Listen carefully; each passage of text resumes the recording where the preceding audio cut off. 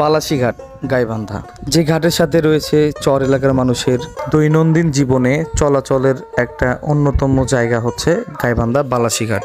একসময় এই বালাসীঘাট থেকে নৌপথে ট্রেন যাতায়াত ব্যবস্থা ছিল বাহাদুরাঘাট পর্যন্ত, আর এখন বর্তমানে এখানে যাতায়াত ব্যবস্থা বলতে নৌপথেই ধরা যায়, কারণ চর এলাকার মানুষ প্রধানত নৌকাতে যাতায়াত বেশি করে থাকে এবং তারা পায়ে হেঁটে অনেক সময় যাতায়াত করে থাকে।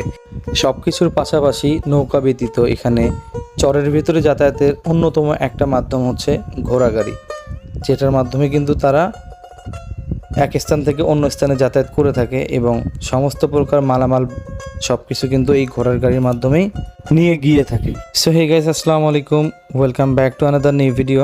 উই আর 420 চ্যানেলের পক্ষ থেকে সাথে আছি আমি আরিফ। আজকে আমি আপনাদেরকে নিয়ে এসেছি গাইবান্ধা জেলার ফুলছড়ি উপজেলায় অবস্থিত গাইবান্ধা বালাসীঘাট।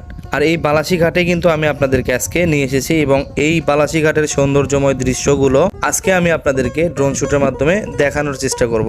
সো যারা ভিডিওটা দেখতেছেন অবশ্যই ভিডিওতে একটা লাইক, একটা কমেন্ট, একটা শেয়ার করে দিবেন এবং আমাদের ফেসবুক পেজ বা ইউটিউব চ্যানেলে যদি নতুন হয়ে থাকেন অবশ্যই পেজ বা ইউটিউব চ্যানেলটি সাবস্ক্রাইব করে দিয়ে আমাদের পাশে থাকবেন এবং পরবর্তী কোন জায়গায় ভিডিও চাচ্ছেন সেটা অবশ্যই কমেন্ট বক্সে জানাতে পারেন।